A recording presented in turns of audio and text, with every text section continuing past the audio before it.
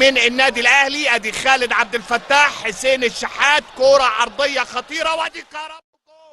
جول جول جول جول. الضربه الراسيه في الدقيقه 34 يحلق بيها النسر الاحمر في ارض الملوك ويسجل اول جول.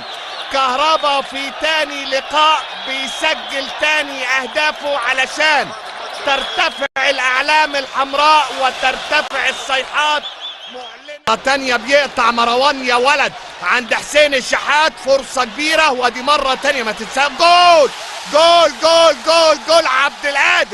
عبد القادر الحلواني، ومرة تانية الشحات بتاع الحلويات يحطها لأحمد عبد القادر، صعبها بالكنترول لكن سدد تسديدة نارية على يمين عمرو حسام علشان الدقيقة 41 يتقدم النادي الأهلي في ملعب.